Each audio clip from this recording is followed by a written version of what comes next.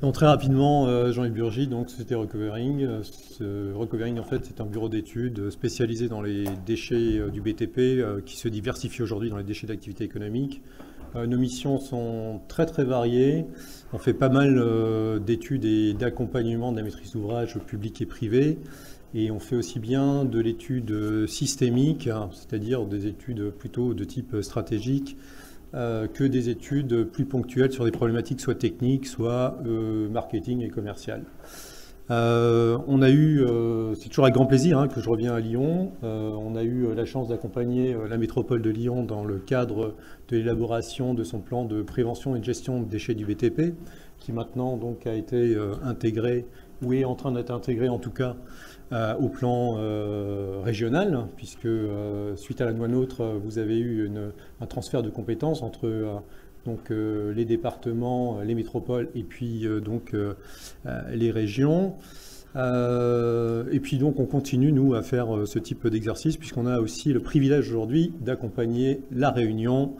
Je salue donc les DOM-TOM dans le cadre de l'élaboration de leur plan. Voilà. On m'a demandé de présenter donc cette partie-là, qui est une partie plutôt générale, donc on ne va pas rentrer trop dans le technique. On va essayer de donner à tous une bonne compréhension des problématiques, un aperçu de ce qui se fait, de ce qui va se faire. Je ne déflorerai pas non plus certains sujets parce que vous aurez des interventions de qualité qui viendront à ma suite, notamment sur le réemploi. Je vais lancer les choses en partant sur ma présentation. Donc, 4 parties, une introduction très rapide pour vous montrer qu'aujourd'hui, on a quand même un sacré problème, c'est-à-dire qu'à force de croître hein, en termes de population et en termes d'habitat, on arrive à des équations économiques et techniques qui sont difficilement maintenables dans le temps.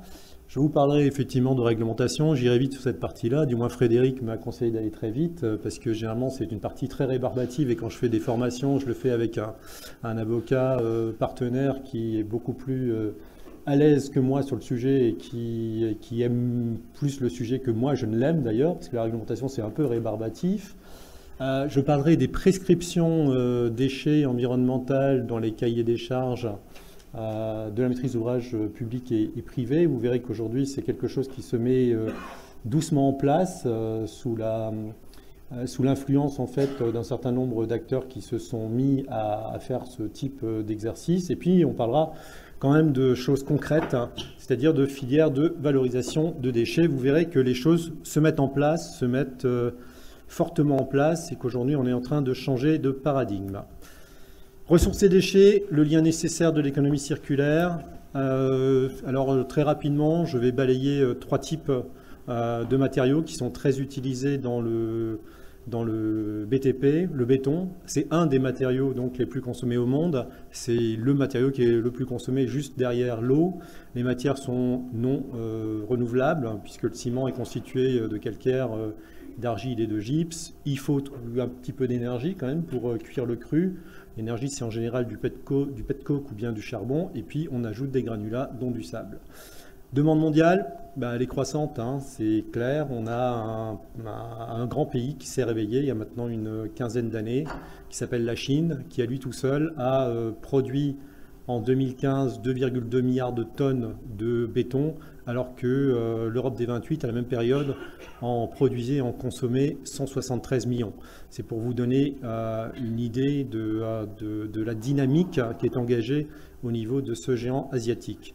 Le béton, c'est un peu plus compliqué d'avoir les chiffres parce que pour le ciment, on est quand même sur de la production industrielle, donc on arrive à mieux canaliser les chiffres. Sur le béton, la production est beaucoup plus atomisée. Il y a bon nombre de centrales béton qui sont réparties sur l'ensemble des territoires. Donc on estime que la production de béton mondiale est à peu près d'1 mètre cube par habitant et par an. Et si vous prenez une population de 7 milliards d'individus, ça fait à peu près 14 milliards de tonnes de béton qui sont produites tous les ans. Les coûts augmentent. Je ne vais pas vous la faire à la Arte. La Arte vous a suffisamment projeté les documentaires sur la guerre du sable, mais effectivement, ça existe. Aujourd'hui, pour bâtir avec du sable propre, à la construction, vous avez notamment les pays de la péninsule arabique qui importent massivement du sable qui vient d'Australie. et qui crée d'ailleurs des déséquilibres dans les écosystèmes relativement forts. Et puis pour revenir un petit peu plus proche de chez nous, aujourd'hui, pour ouvrir une carrière, c'est la croix et la bannière. Vous avez souvent 10, 15, 20 ans d'instruction avant d'avoir l'autorisation d'ouvrir une nouvelle carrière d'exploitation de granulats.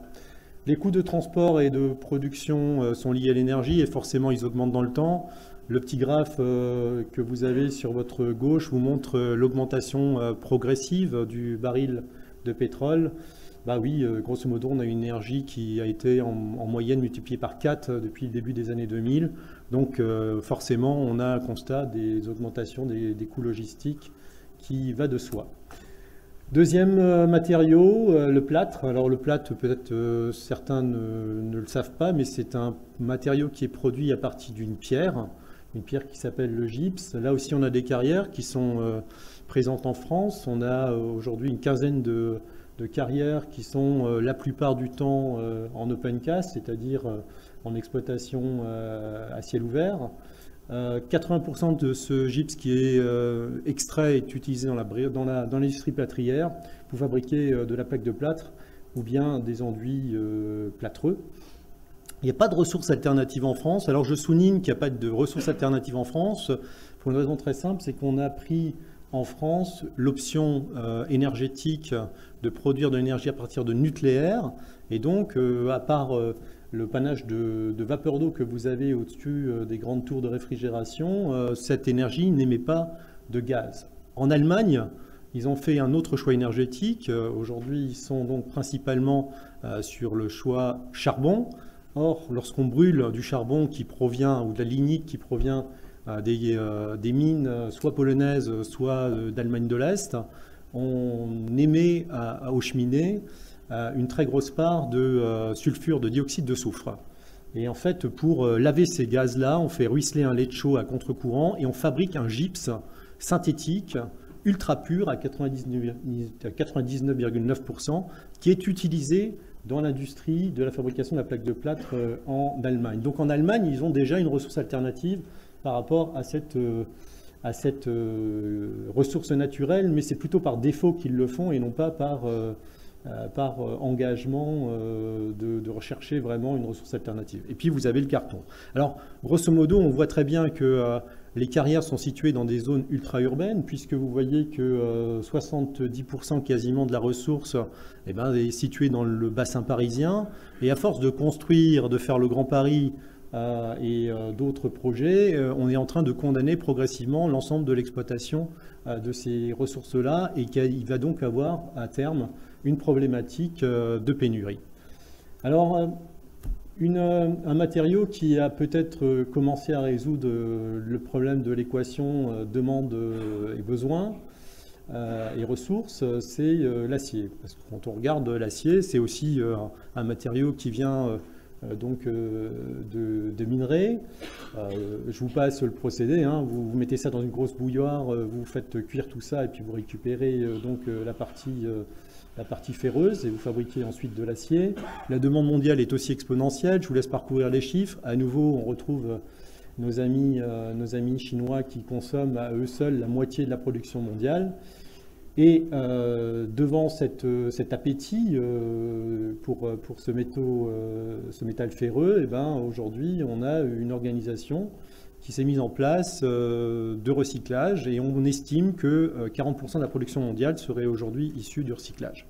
Alors une fois qu'on a regardé un petit peu tous ces matériaux-là, on regarde ce qu'il y a en bout de chaîne. Hein. Là, on a regardé donc ce que vous aviez en amont de la chaîne, on va regarder un peu ce qui se passe en aval.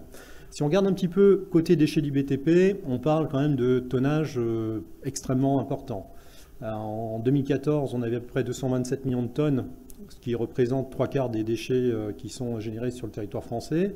On a eu une diminution des déchets du BTP sur le territoire quand on compare aux chiffres de 2008, une diminution de 10%, mais les chefs d'entreprise qui sont présents dans cette salle et même les autres personnes savent bien qu'on est passé quand même par une période relativement complexe de crise depuis 2008. La répartition entre le bâtiment et les travaux publics, elle est à peu près de je veux dire un huitième pour 7 huitièmes, 42 millions pour le bâtiment et 7 millions et 185 millions pour les travaux publics. Nature très différente, des déchets inertes, une très grosse majorité, des déchets non dangereux et des déchets dangereux qui, bon, petit à petit, vont diminuer dans le temps, puisque la majorité des déchets dangereux, c'est plutôt des terres polluées ou alors de l'amiante, et on évite aujourd'hui de trop polluer les terres sur lesquelles on se trouve. Et puis l'amiante aujourd'hui est interdit, malheureusement, comme une grosse partie de ces déchets du BTP vient encore de la démolition. On va voir ce 1,2% disparaître progressivement dans le temps, mais on en a encore pour au moins une trentaine d'années. Alors les données, très honnêtement, elles sont complètement incertaines. Nous-mêmes, on a fait donc des états des lieux dans le cadre de l'élaboration des plans. On a récupéré les très bonnes études de la CERC, mais lorsque l'on regarde un petit peu la qualité de l'organisation documentaire de la traçabilité au niveau des entreprises, on peut quand même se poser des questions sur la fiabilité des chiffres que l'on avance. Néanmoins, nous, on les utilise tous, à défaut d'autres choses. Et on essaye de faire des prévisions là-dessus. Alors, quand on passe sur le volet réemploi, là, c'est encore pire. On ne trace pas le réemploi en France. Alors, on a des estimations qu'on ne sait pas vraiment d'où elles viennent. Donc, je vais dire que le tonnage du réemploi est souvent inconnu. En termes d'exutoire, l'enfouissement est encore très important. C'est vrai qu'on s'est habitué pendant des années à simplement pousser les déchets qui ne nous intéressaient pas dans des trous. Moi-même, quand j'étais gamin, j'avais une décharge pas très loin de chez moi, dans un environnement sablonneux.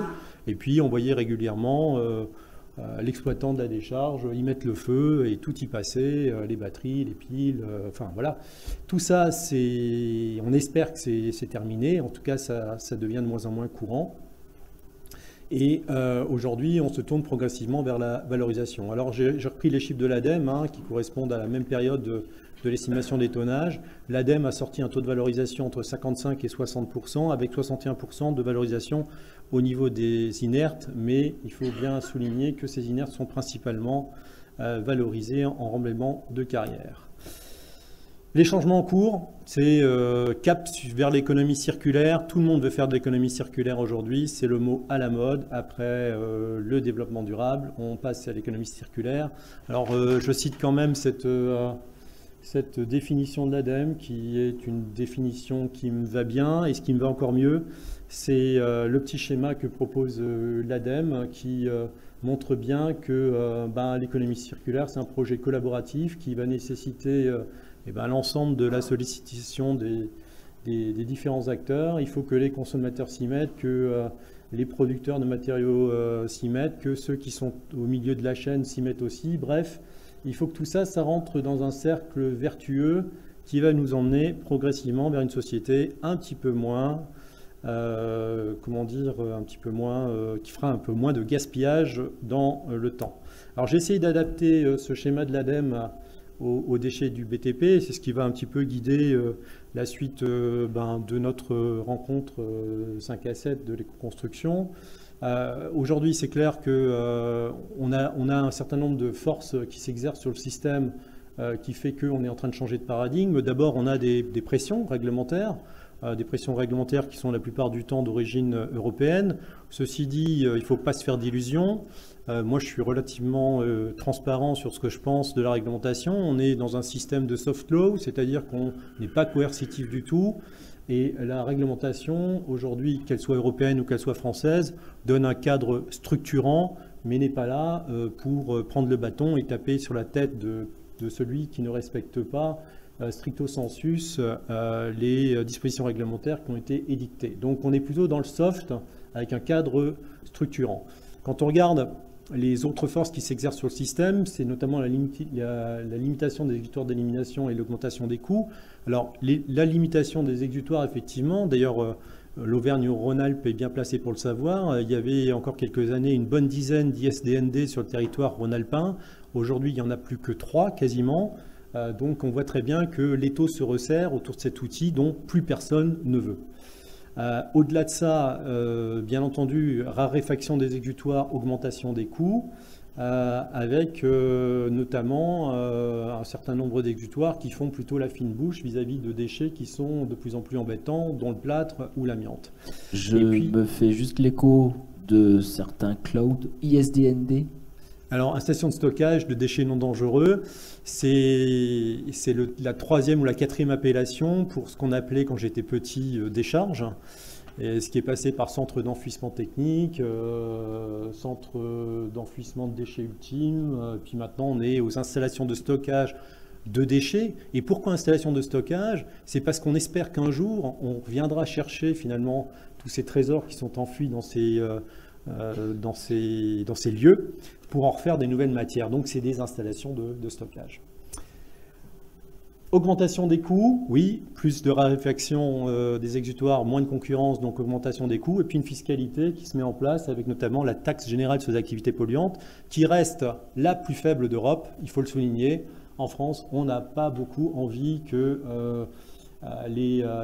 détourner finalement les déchets des ISDND, sous prétexte d'une augmentation de la fiscalité pour les collectivités, etc. Enfin bref, d'autres pays européens l'ont fait, ça marche plutôt bien, ça n'a pas fait grimper la facture des collectivités, mais il se trouve qu'on a un certain nombre de sociétés qui défendent finalement, et de collectivités aussi d'ailleurs, qui défendent finalement le maintien de ces ISDND. Développement du tri et du recyclage, on y reviendra plus tard, vous verrez que les choses sont en train de bouger quand même plutôt rapidement aujourd'hui dans le monde de la collecte, du tri et du traitement, même si on peut déplorer une certaine absence de R&D, je veux dire, de recherche et développement un peu prononcée, notamment de la R&D fondamentale sur le recyclage. Demande en matière première secondaire, effectivement on voit de plus en plus d'entreprises ou de maîtres d'ouvrage ou de producteurs de matériaux de construction qui cherchent des matériaux alternatifs. Et puis, ce que je vous citais tout à l'heure, à propos des clauses déchets dans les cahiers des charges, on voit que les donneurs d'ordre et les utilisateurs s'engagent de plus en plus pour essayer justement de guider leurs fournisseurs vers l'utilisation de matériaux alternatifs. J'en ai fini avec cette petite introduction qui vous a adressé un peu le contexte, c'est-à-dire avec une demande aujourd'hui qui croit en matière de matériaux recyclés, une volonté de détourner les déchets et d'en faire des matériaux alternatifs parce qu'aujourd'hui on est dans un monde qui consomme de plus en plus et qui va se retrouver devant des problématiques de pénurie à terme. Obligations réglementaires, ne vous endormez pas. Donc obligations réglementaires de prévention et de gestion des déchets. Je vais aller très vite, je ne vais pas vous ennuyer très longtemps. Il faut savoir simplement quelques grandes dispositions. Avant 2008, on avait déjà des choses qui existaient en matière de réglementation. Les premières lois sur la gestion des déchets et la prévention des déchets datent de 1975.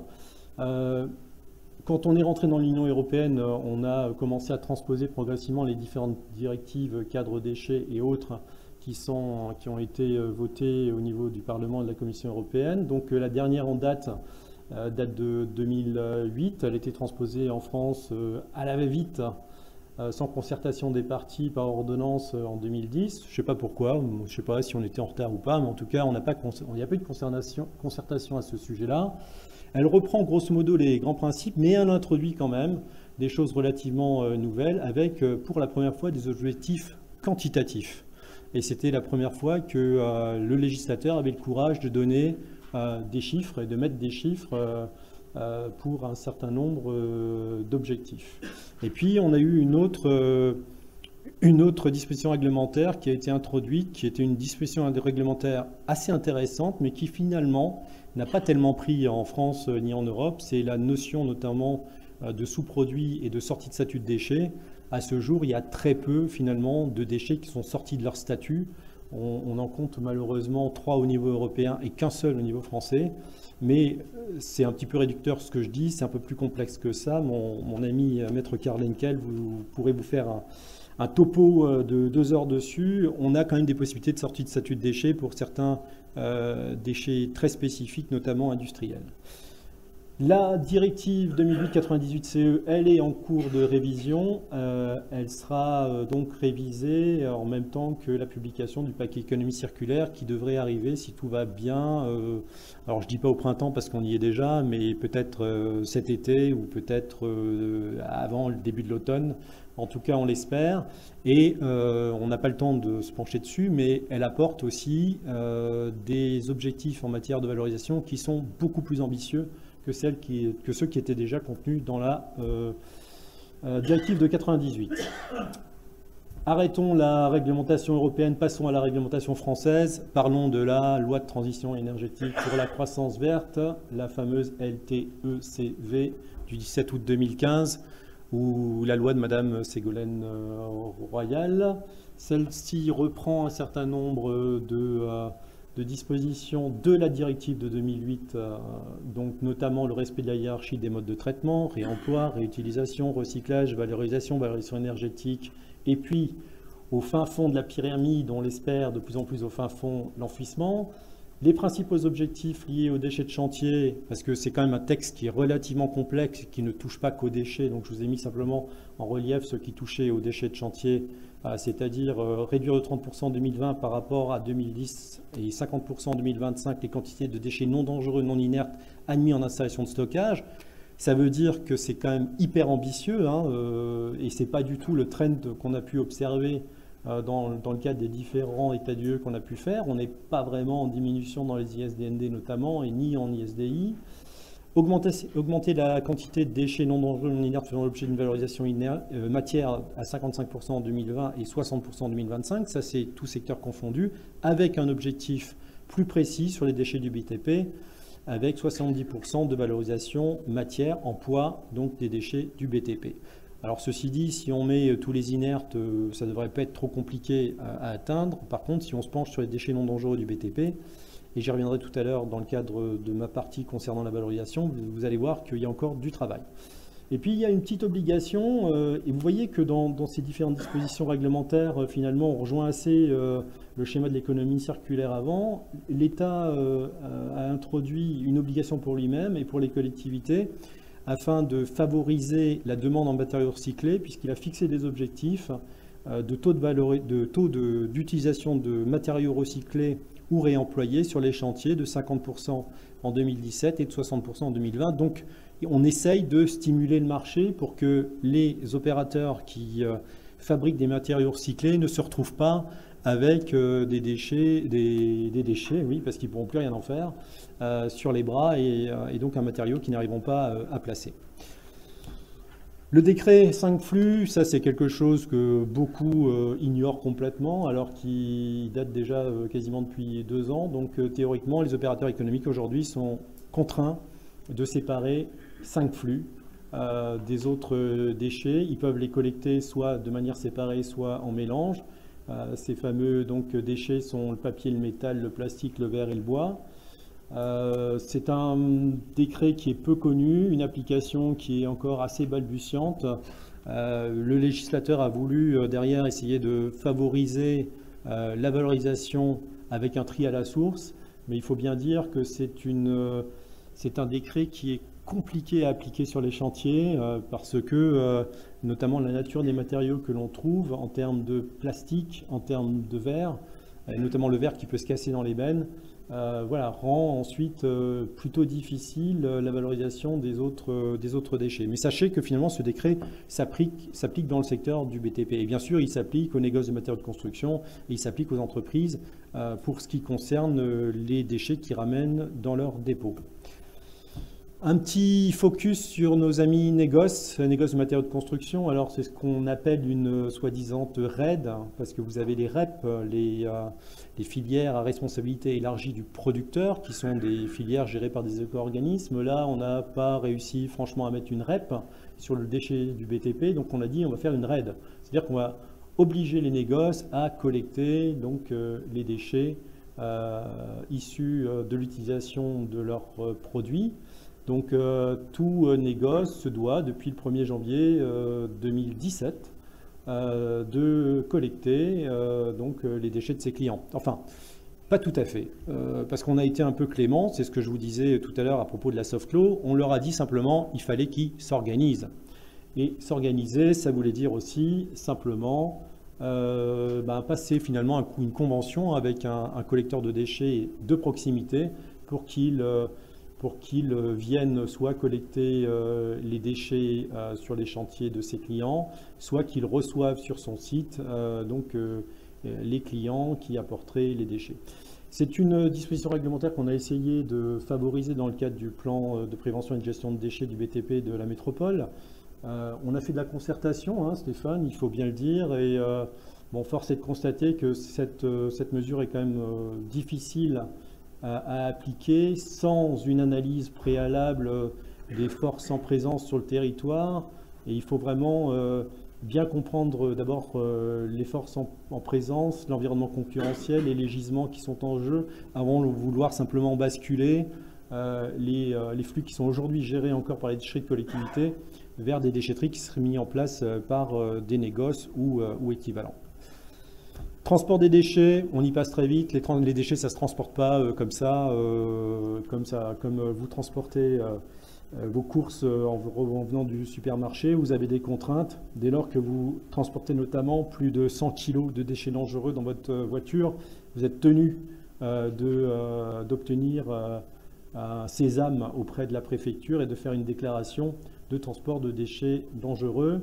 Il est extrêmement important de vérifier, notamment pour la maîtrise d'ouvrage, que les sociétés de collecte qui viennent récupérer les déchets sur les sites soient habilitées à les transporter. Alors il y a des cas d'exemption, hein, c'est notamment pour les plateformes qui sont sous régime ICPE et qui transportent leurs propres déchets, elles n'ont pas besoin de faire cette déclaration.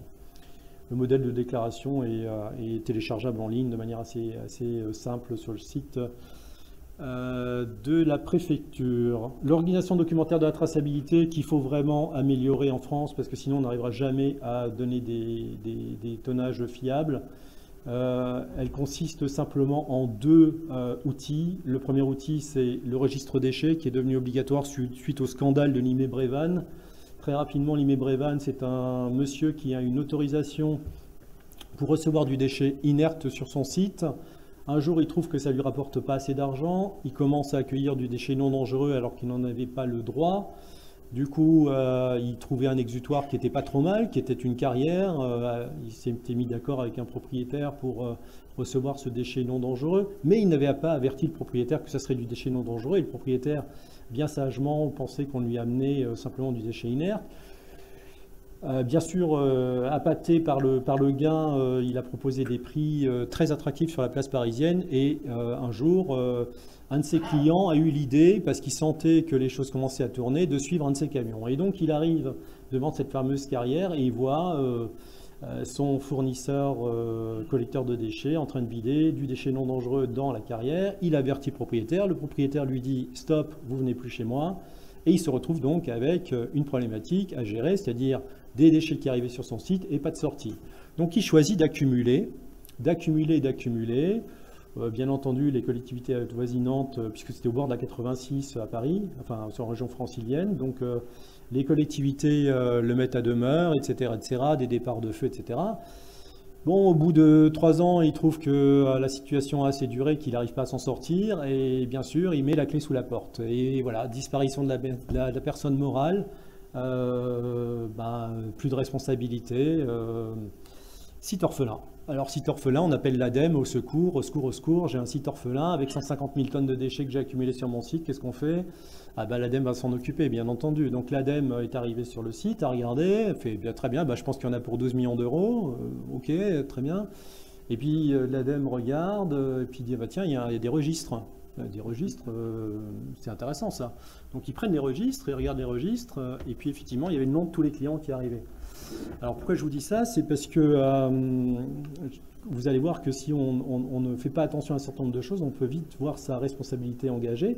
Et donc ces registres ont servi à retrouver les propriétaires initiaux des déchets, et ces propriétaires initiaux ont dû passer à la caisse une deuxième fois, parce que vous allez le voir dans la slide suivante, votre responsabilité peut être engagée si vous ne vérifiez pas que l'exutoire est bien habilité à prendre les déchets. Or, les apporteurs de déchets amenaient du déchet non dangereux, ils annonçaient bien du déchet non dangereux, mais par contre, le réceptionnaire, lui, n'avait pas les autorisations pour les recevoir, et donc leur responsabilité a été engagée et a été recherchée, et ils ont dû payer donc la moitié de la remédiation du site. Ça, c'est pour les déchets, pour les registres, et ces registres n'existaient à l'époque que pour les déchets dangereux, et ils ont été donc systématisés pour les déchets non dangereux et inertes, et ils sont aujourd'hui le seul outil de traçabilité qui existe notamment pour la catégorie inerte et non dangereux, puisque pour les déchets dangereux, il existe aussi le fameux bordereau de suivi de déchets, qui lui date déjà maintenant de quasiment 15 ans,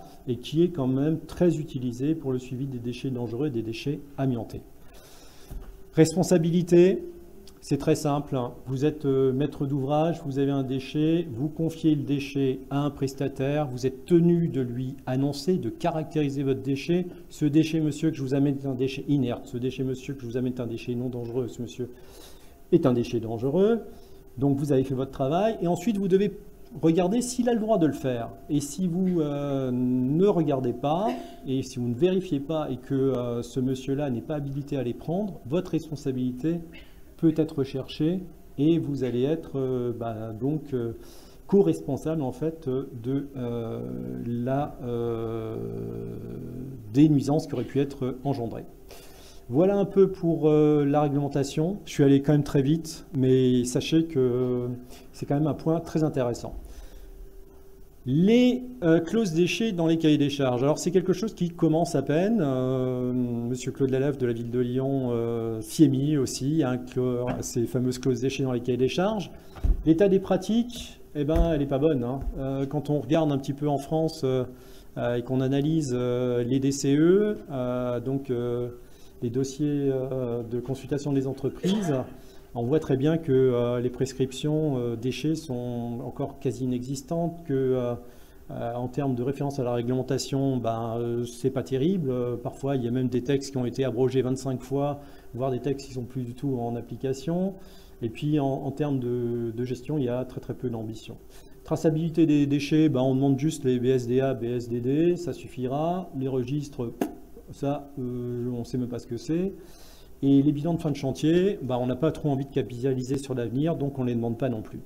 Bref, ça c'était avant. Donc une fois que l'on a dit ça, on essaye de faire en sorte que les choses changent, et on identifie déjà les responsabilités de chacun des acteurs. Donc vous voyez qu'en amont du chantier, là où on formule en fait donc les clauses déchets dans les DCE, il faut que le maître d'ouvrage s'y mette fortement, et commence à réfléchir sur ce qu'il a envie de faire de son chantier en matière de gestion de déchets. Une fois qu'il a fait ça, il se rapproche de son maître d'œuvre. Là, il regarde ce qu'ils peuvent faire à deux, et puis ensuite, ils vont demander donc à l'entreprise de répondre à ces exigences-là et de les mettre en œuvre tout au long du chantier. Petit schéma qui vous résume en 2 mots donc quelles sont les différentes responsabilités et rôles des acteurs tout au long de la vie du chantier. Alors, en termes de prescription, il y a juste un milieu à trouver. Ce n'est pas la peine de mettre des clauses extrêmement ambitieuses si le chantier ne le permet pas. Tous les chantiers ne permettent pas aujourd'hui d'avoir des taux de valorisation extrêmement forts pour plusieurs raisons. Donc, il faut que la maîtrise d'ouvrage fixe le périmètre des responsabilités déjà du MEOE, parce que le MEOE doit être, donc maître d'œuvre doit être impliqué dans le processus, et ensuite, une fois que le maître d'ouvrage et le maître d'œuvre se sont mis d'accord, il fixe des objectifs dans le dossier de concession des entreprises. Alors, il faut laisser une certaine marge de manœuvre à l'entreprise et pas forcément non plus fixer les actions à mettre en œuvre pour atteindre les objectifs. Alors, j'ai eu la chance de participer à l'élaboration d'un guide très complet sur les clauses déchets, qui est le guide qui a été édité par Démoclès, qui est très récent, novembre 2017. Alors c'est un guide qui est plutôt consacré aux chantiers de déconstruction et de démolition, mais avec un petit peu de travail, on arrive très facilement à le convertir pour l'ensemble des chantiers, donc les chantiers aussi de construction. Périmètre de la responsabilité du maître d'œuvre dans son DCE, il faut qu'il établisse un diagnostic préalable aux travaux ou une analyse critique du diagnostic qui a été réalisé par un tiers. Il faut qu'il ait une certaine responsabilité dans le DCE des entreprises, et il faut que ça soit marqué dans son DCE à lui, avec notamment une nécessité de choisir les objectifs déchets. Ensuite, il faut qu'il soit responsable du bon suivi et de l'exécution de ce qui a été préconisé, parce que le maître d'œuvre est quand même le chef d'orchestre sur le chantier. Il est quand même au cœur de la bonne exécution de l'ensemble des travaux qui va être effectués. Et puis, il faut demander un bilan en fin de chantier. Les thématiques qu'on peut aborder dans le cadre des clauses déchets dans les CCTP, donc entreprise, réduction de la production de déchets, réduction de la nocivité, caractérisation des déchets, ségrégation des déchets, optimisation de la logistique, parce que bien souvent on oublie que si on veut gagner de l'argent, ça ne va pas être sur le traitement qu'on va le gagner, mais sur la logistique. Il faut savoir que dans le cadre des filières, 50% des coûts au minimum sont liés à des coûts logistiques. Donc si on ne favorise pas notamment, par exemple, les boucles logistiques avec des allers-retours de matériaux, déchets, on a un petit peu de mal à gagner un peu d'argent sur le poste déchets. Les modes de traitement à privilégier et la variation réglementaire des déchets sont aussi à mentionner dans ces clauses déchets, l'organisation documentaire de la traçabilité, et puis il faut que tout ça soit managé à tous les niveaux, donc il faut un correspondant déchets au niveau de l'entreprise et une tenue et une mise à jour du SOGED qui est un outil, le schéma d'organisation de gestion d'élimination de déchets, de gestion de déchets, qui est très utile pour piloter l'ensemble des points relatifs à la gestion des déchets sur un chantier. Ensuite, il ne faut pas se gêner pour fixer des pénalités. Moi-même, quand je fais du suivi de chantier, j'ai du mal à récupérer tous les documents de traçabilité. Donc maintenant, c'est très simple. Quand j'interviens en amont sur le CCTP, je colle sur le DCE, je colle des pénalités sur le CCAP et je demande par exemple 150 € de pénalité par document manquant. Là, je peux vous assurer que je ne cours plus après les documents de traçabilité. Aujourd'hui, ils arrivent tout seuls. Et puis ensuite, notamment dans les règlements de consultation, il faut adapter la notation des offres. Parce que souvent, dans le CCTP, les clauses sont ambitieuses, mais derrière, dans le RC, finalement, ils ne sont pas pris en compte dans la qualité des réponses à l'appel d'offres. Donc, il faut mettre une note extrêmement incitative pour que l'entreprise ait un signal d'alerte et qu'elle pense à travailler ce sujet-là. Limite en termes de spécification, il faut faire très attention parce qu'on est sous le code des marchés publics ou sous le droit de la concurrence de droit privé. Vous n'avez pas le droit de discriminer, donc il faut faire très attention à ce que vous mettez dans les marchés publics. Ça, je m'adresse à la maîtrise d'ouvrage. Vous ne pouvez pas, par exemple, mettre une clause qui discriminerait de facto un certain nombre d'acteurs économiques dans le cadre de l'appel d'offres parce que vous avez demandé un point beaucoup trop spécifique. Donc il faut faire attention à ce que l'on met. Ensuite, il y a des clauses contractuelles qui peuvent être extrêmement discriminatoires. On ne peut pas faire tout et n'importe quoi. Le Code du commerce est là pour parer à ce genre d'éventualité. Donc c'est tous ces points qui sont à regarder dans le cadre de l'intégration de clauses déchets dans les dossiers de consultation des entreprises. Pour la partie juridique notamment, et pour les maîtres d'ouvrage qui appartiennent à des grandes collectivités, il est très simple de se retourner vers ces services achats ou juridiques qui sont très compétents pour estimer si ce qui a été prescrit est compatible ou pas. Par contre, pour les petites collectivités et les petits maîtres d'ouvrage privés ou publics, c'est plus compliqué. Et là, il vaut mieux se retourner vers un cabinet d'avocats ou un cabinet juridique pour faire valider notamment le DCE. La partie la plus intéressante, peut-être la moins rébarbative, ce sont les filières de valorisation et de réemploi. Alors réemploi, je ne vais pas trop en parler parce que je vais laisser les personnes plus compétentes que moi et qui ont plus les mains dans le cambouis pour en parler. Moi, je suis plutôt encore vieille école, donc je suis plutôt recyclage, valorisation. Je vais vous montrer que finalement, il y a des choses qui se font et des choses qui avancent très vite et souvent grâce en fait aux acteurs économiques qui prennent l'initiative de faire changer les choses. Alors les coûts, c'est la guerre. Aujourd'hui, si on veut monter des filières de valorisation, il faut qu'on soit compétitif. Parce que je n'ai jamais vu un chef d'entreprise qui commençait à valoriser ou à recycler si ça lui coûtait plus cher. Et c'est une vérité qui est de toute façon toujours d'actualité malgré l'engagement grandissant des entreprises par rapport aux valeurs environnementales. Alors les coûts de filière sont de nature extrêmement hétérogène. Vous avez des coûts logistiques, comme je le soulignais tout à l'heure, des coûts de tri, des coûts de traitement, beaucoup de coûts de personnel ou des coûts qui sont liés à l'exploitation d'engins. les coûts des exécutoires finaux, les marges, les taxes, parce que l'État ne s'oublie jamais, il faut le savoir quand même. Il y a à minima, il y a la TVA, sinon il y a toutes les autres taxes qui sont liées à l'exploitation de plateformes. Alors vous voyez sur le schéma de droite que Stéphane a eu la gentillesse de reprendre dans son exposé. J'ai essayé d'illustrer de ce qui était finalement un circuit de flux depuis le chantier jusqu'aux exécutoires finaux. Et autant c'est très clair au niveau du chantier, où on peut faire effectivement du réemploi ou alors faire sortir son déchet de son chantier, autant c'est assez clair vers les exécutoires finaux, mais au milieu il y a une nébuleuse, quoi, hein.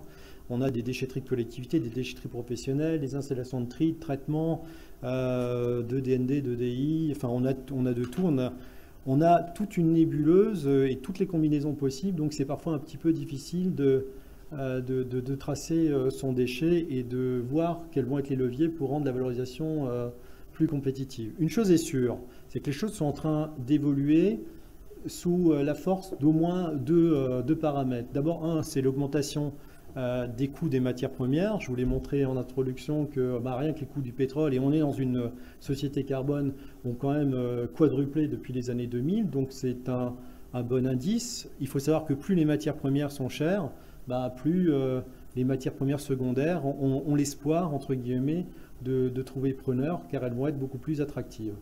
Ça, c'est la première force qui est favorable. Et puis ensuite, on a l'augmentation des coûts des exécutoires d'élimination. Là aussi, je le soulignais déjà, l'augmentation des coûts d'entrée, l'augmentation des coûts logistiques, parce que s'il y en a moins, il va falloir se déplacer plus. Et puis l'augmentation de la taxe générale sur les activités polluantes, qui a été quand même très modérée jusqu'à présent, comparativement à nos frères européens, mais qui apparemment, dans la nouvelle feuille de route, tendrait à augmenter beaucoup plus rapidement qu'elle ne l'a augmenté pendant les 20 dernières années. Est-ce que c'est suffisant? Non, c'est pas suffisant, c'est deux paramètres qui sont importants, mais aujourd'hui, il faut savoir que si vous voulez monter une filière de valorisation, tout le monde veut s'y retrouver. Donc le producteur du déchet, lui, de toute façon, il veut que ça lui revienne moins cher, et c'est normal, il ne va pas aller vers la valorisation si ça lui revient plus cher. Le collecteur, lui, il veut augmenter sa marge, au moins la maintenir.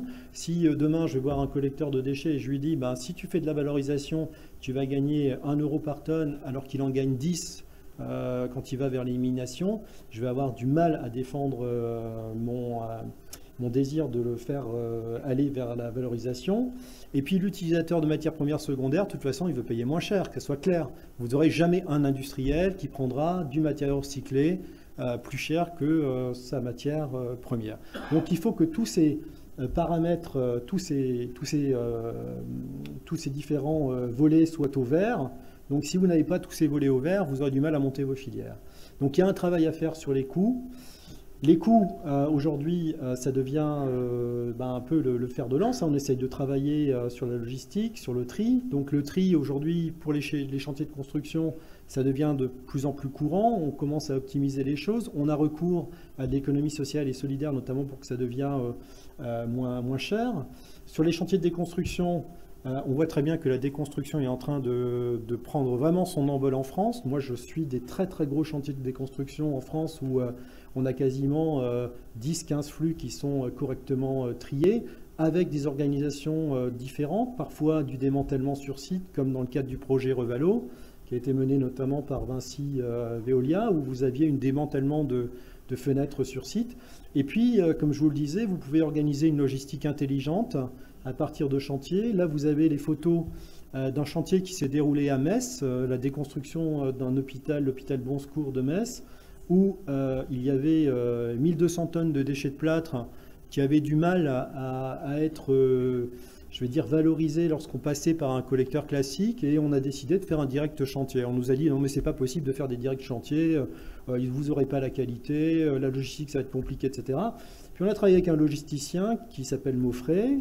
Il a fait venir un FMA, un fonds mouvant pour les néophytes dans le domaine, de 90 mètres cubes, qu'il a posé en pied de chantier, et on a évacué 1200 tonnes de déchets de plâtre direct du chantier vers l'atelier de recyclage. Et on a pu avoir des gains économiques et environnementaux extrêmement importants sur ce chantier, avec finalement très peu d'innovation, si ce n'est une innovation organisationnelle qui a permis à tout le monde de gagner un petit peu d'argent et à l'environnement de gagner beaucoup de choses.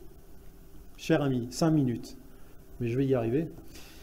Nouveau circuit de collecte, moins coûteux, du transport fluvial. C'est une expérimentation qui est en cours sur Lyon, qui j'espère tiendra ses promesses. Des déchetteries automatisées avec en Rhône-Alpes un constructeur qui s'appelle Applus, qui a lancé les premières plateformes déchetterie automatisée en libre service avec des cartes qui permettent d'identifier le détenteur du déchet et de lui fournir le document de traçabilité immédiatement ainsi que sa facturation. Une mécanisation des plateformes de tri de plus en plus poussées qui permet des gains de productivité avec notamment des outils de tri sur du déchet non dangereux en mélange. Vous avez la chance au niveau de Lyon d'en avoir 4 qui sont en fonctionnement. Et Rhône-Alpes aujourd'hui est la mieux pourvue en matière de nombre d'installations de tri automatisé de déchets non dangereux.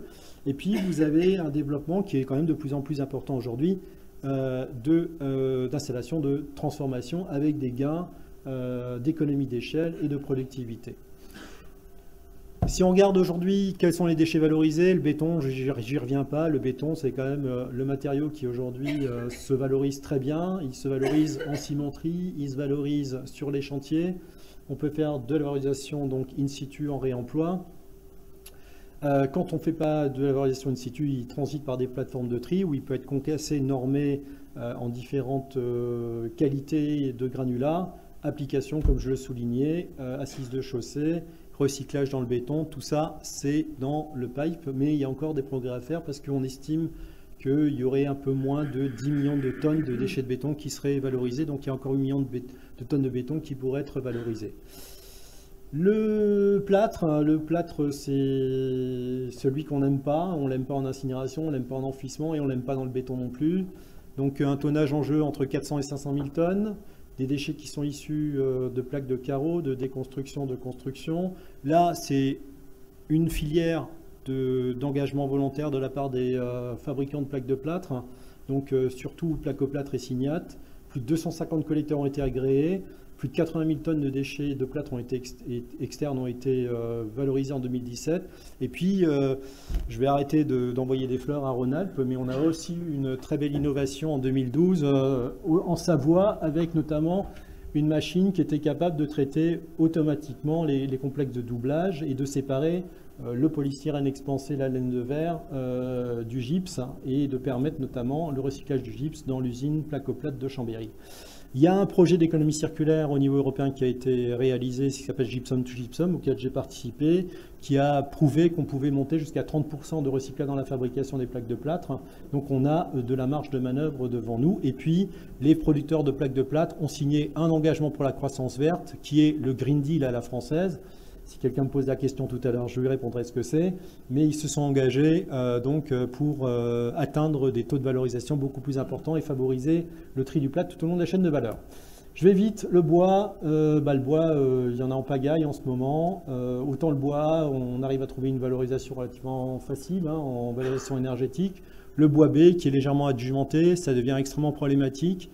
L'exutoire classique, qui est la fabrication de panneaux de bois agglomérés, il absorbe ce qu'il peut absorber, mais aujourd'hui on a malheureusement beaucoup plus de bois trié que de bois que l'on peut valoriser d'un point de vue matière, ce qui pose une véritable question sur l'organisation des filières, puisque lorsqu'on monte une filière, il ne faut pas seulement penser à collecter, à trier, mais il faut penser à tout le reste de la chaîne de valeur. Et il y en a apparemment qui ont oublié de penser à ce petit détail, ceci dit en passant. Et on se retrouve devant une problématique à laquelle même donc la métropole de Lyon aujourd'hui est confrontée.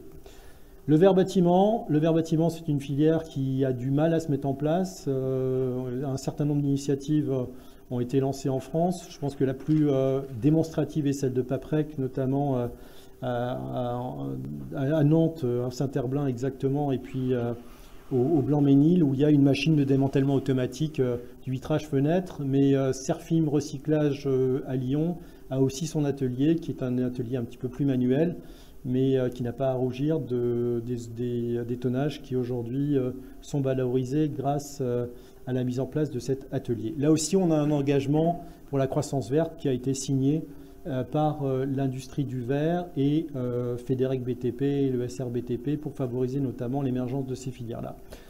Je pense que Johanna nous parlera peut-être du réemploi ou je sais pas qui, dans réemploi peut-être des fenêtres, non, peut-être, je sais pas. Bon, le réemploi, voilà, vous l'aborderez dans les autres ateliers. Le plastique PVC, le PVC c'est fantastique. Ça représente à peu près la moitié des tonnages des plastiques, des déchets de plastique qui sont générés tous les ans. On a une filière là aussi, hein, sous l'impulsion d'un fabricant de fenêtres qui s'est mis en place en France, c'est VK, qui a vraiment monté un très bel atelier à Bars-sur-Aube avec un recyclage, qui a investi 10 millions d'euros pour notamment valoriser ses profilés fenêtres. C'est un atelier qui marche très bien. Il a encore un peu de mal à capter les 25 000 tonnes de gisements français, parce qu'il y a encore beaucoup de ces déchets qui partent en décharge, ce qui est difficilement compréhensible quand vous savez que la résine PVC vaut 900 € la tonne, que la résine PEHD vaut 1500 € la tonne et qu'il y en a qui disent que c'est bien de la brûler. Donc j'ai du mal à voir ce qui est intéressant de brûler des matériaux à 1500 € la tonne. Le PVC gris se recycle aussi très bien. Maintenant, on a du mal aussi à capter le gisement et puis on a peut-être plus de difficultés que les profilés blancs parce qu'on a notamment des souillures, étant donné que c'est la plupart du temps de la tuyauterie qui transporte des fluides du type eau. Les autres plastiques, on est un petit peu toujours dans le problème, hein. J'ai eu dans ma vie un poste un peu clé au niveau du recyclage du plastique et on alertait quand même sur la diversité des plastiques. Il faut savoir qu'il y a à peu près 100 000 sortes de plastique qui existent aujourd'hui sur le marché. Donc pour recycler les choses, c'est quand même extrêmement compliqué de distinguer déjà ce que c'est une résine PE, PVC, PP. Mais ensuite, quand vous y mettez un additif, un plastifiant d'un type, un plastifiant d'un autre type et que l'autre veut plus ce plastifiant là, donc il ne veut pas recycler cette molécule-là dans son procédé. Bref, aujourd'hui, cette filière ne fonctionne pas très bien. Il y a quelques bribes de filières qui existent, mais ce n'est pas satisfaisant. Les housses plastiques en polyéthylène, là, nos amis chinois nous ont fait un coup de Trafalgar début d'année parce qu'ils ont dit que finalement, ça suffisait de leur envoyer n'importe quoi. Prétexte ou pas prétexte, je n'en sais rien. En tout cas, une chose est sûre, c'est qu'aujourd'hui, en tout cas pour les plateformes de tri que je connais, je vais bientôt finir, ils ont de plus en plus de mal à trouver des sorties pour les housses plastiques, alors que c'est notamment aussi un matériau qui vaut relativement cher. Le polystyrène expansé, contrairement à ce que tout le monde pense, c'est un truc qui se recycle super bien. Là, c'était grâce notamment à ce qui s'est passé dans l'emballage, puisqu'il y a eu une association qui s'appelait EcoPSE, qui était un GIE qui avait été monté par plusieurs fournisseurs d'emballage PSE, qui ont monté toute une chaîne de logistique et une chaîne de traitement en France qui marche encore très bien aujourd'hui. Et on estime que plus de la moitié du gisement de PSE aujourd'hui est recyclé sous forme matière. Donc la valorisation du polystyrène expansé est tout à fait possible. Les moquettes, c'est sympa. Alors les moquettes aujourd'hui c'est compliqué aussi parce qu'on a aussi pas mal de matériaux en jeu entre la matrice et puis la partie supérieure de la moquette. On a différents matériaux, donc il faut déjà les distinguer. Un marché qui marche, un segment de marché qui marche plutôt bien, c'est les dalles moquettes. Et j'ai eu l'occasion notamment de visiter un atelier de recyclage à Schenpertzel d'Interface en Hollande, qui recycle aujourd'hui donc des dalles moquettes, qui séparent les différentes fractions et qui permet de recycler à la fois les fibres nylon et puis la matrice bitumineuse. On a par ailleurs des ateliers d'économie sociale et solidaire qui sont lancés notamment dans le réemploi des dalles moquettes, puisque à Paris, en région francilienne, à peu près tous les 9 ans, on a un nouveau locataire dans les bureaux, et puis la moquette lui plaît jamais, donc au bout de 9 ans, on enlève la moquette, souvent peu usée à part dans les couloirs, et donc elle peut être utilisée à d'autres fins. Les D3E, je vais y passer très rapidement. Là, c'est une filière responsabilité élargie du producteur. Et il faut saluer notamment l'engagement de Recylum par rapport aux déchets du bâtiment. Ça concerne essentiellement les luminaires et puis les alarmes incendie, si je ne me trompe pas. Enfin, ils ont monté tout un réseau en France qui permettait notamment de capter ce gisement et de l'envoyer vers les filières de valorisation. Alors, avec bien sûr de la reprise gratuite, puisque c'est une REP et qu'elle est financée par l'écotaxe. Je vais arriver à la fin, hein. La REP sur les éléments d'ameublement, alors pourquoi j'en parle? C'est parce qu'aujourd'hui on a Valdelia, qui est un organisme qui s'occupe des DEA professionnels, qui s'est beaucoup engagé par rapport aux déchets, notamment de démolition, et on les a aidés à mettre en place la filière pour tout ce qui est armoires encastrées dans les hôpitaux, dans les collèges, etc., puisque c'est considéré comme du mobilier. Donc ils ont des objectifs de valo, ils viennent de renégocier leur agrément, à la fois écomobilier donc pour le particulier et puis Valdelia pour les professionnels. Et donc ils s'engagent à introduire donc un taux de réutilisation et de recyclage de 90% pour le mobilier trié d'ici 2023, ce qui est très très ambitieux. La laine de verre, eh ben oui, la laine de verre, ça y est, on touche du doigt la filière, puisque en Rhône-Alpes, il y a plusieurs collecteurs qui ont travaillé avec Saint-Gobain Isover pour mettre en place cette filière. Elle consiste à mettre en balle les laines de verre qui sont propres et à l'envoyer sur l'atelier de recyclage qui est situé à Orange, donc pas très loin de la région Rhône-Alpes, où cette laine de verre est transformée en calcin pour être réintroduite dans le four de fabrication de laine de verre. Les briques plâtrières, il y a un process qui a été validé par la société Ferfim. Là, on se heurte encore à une problématique économique, ce que je vous disais tout à l'heure sur la nécessité que tous les acteurs le long de la chaîne de valeur y trouvent un intérêt. Là, malheureusement, l'ensemble de la chaîne de valeur n'y trouve pas un intérêt.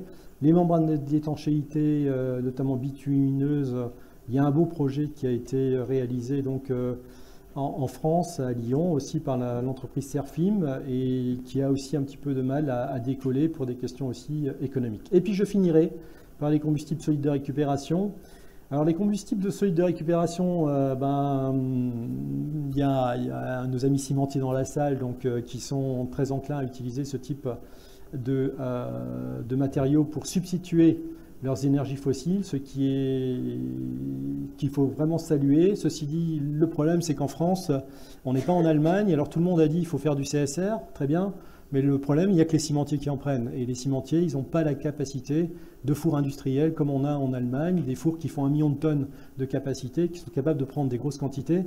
Donc les personnes qui sont lancées dans la fabrication de combustibles de récupération aujourd'hui, ne vont plus en France, ou de moins en moins en France, parce qu'elles n'ont pas assez d'exutoires, et se tournent vers l'Espagne, vers l'Allemagne, vers la Suisse, vers la Belgique et vers la Hollande, ou éventuellement vers les fours scandinaves, pour pouvoir se débarrasser de leur CSR. La mutation, c'est vrai qu'on y va très lentement. Le corpus réglementaire, il accompagne la mutation plus qu'il ne la précède, c'est ce que je vous ai dit. Pratique sur les chantiers, elles évoluent. Les bénéfices multiples pour tous les acteurs économiques, je vous les laisse parcourir. Les filières de réemploi, elles se développent, hein, mais c'est pas facile, et de valorisation aussi. Et puis la petite note négative que j'aime bien enfin d'exposer, c'est de dire que c'est beaucoup trop lent, parce qu'on reste avec une TGAP encore qui est trop faible. Et puis surtout, on a oublié en passant la R&D. La R&D, elle est fondamentale. Pourquoi? Parce que si on ne fait pas de recherche et développement, et un certain nombre d'acteurs économiques dans cette salle sont bien au courant, bien au fait, on n'arrivera pas à progresser sur la gestion des déchets. Parce qu'on n'arrivera pas à développer les exutoires et on se retrouvera avec des goulots d'étranglement en fin de chaîne. Voilà.